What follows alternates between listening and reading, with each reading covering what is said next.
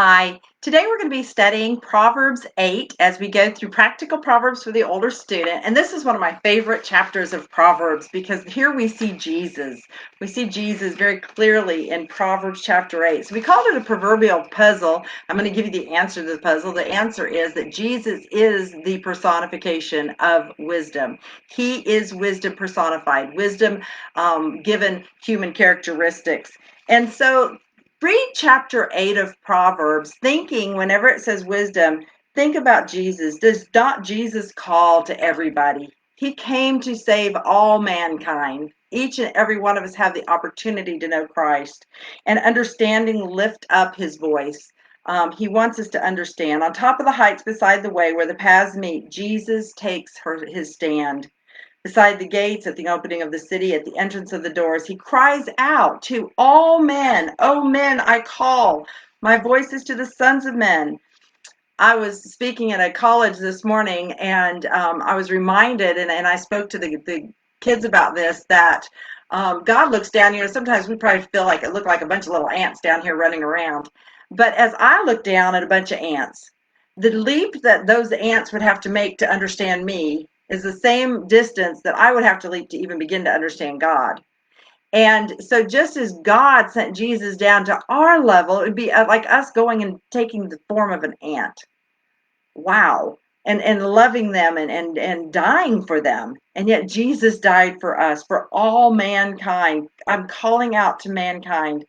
O naive ones, understand prudence. O fools, understand wisdom.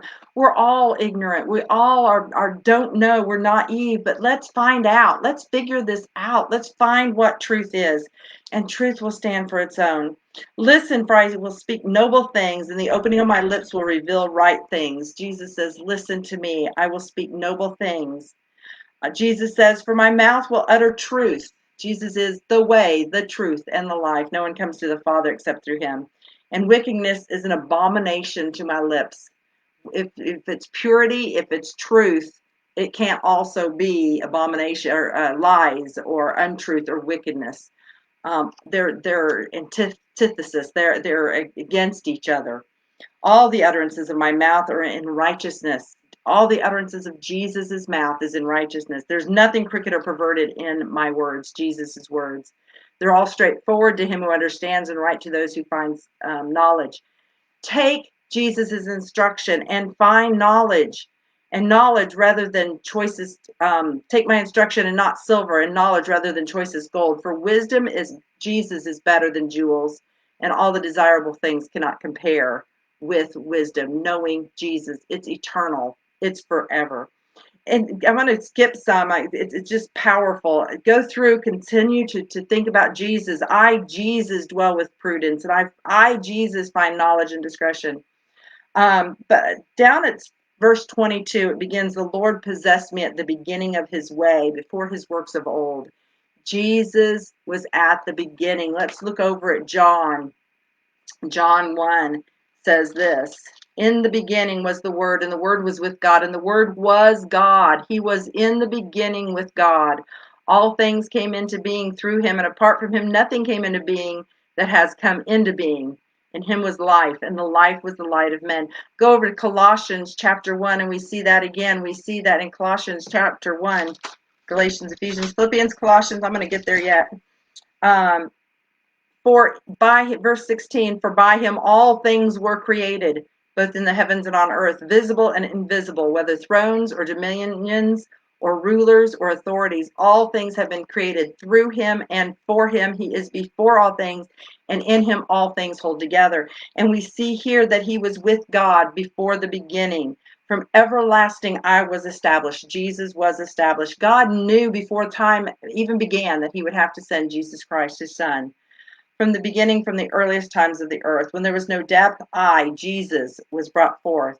When there was no springs abounding with water, Jesus, brought it forth. Before the mountains were settled.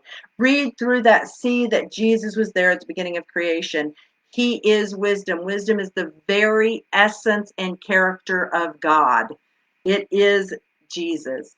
So go through that chapter, see that proverbial puzzle that Jesus is the way, the truth, and the life. No one comes to the Father except through him.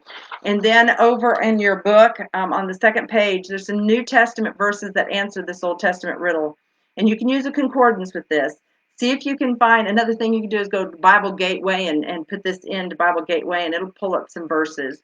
But you'll see some things about wisdom, about Jesus.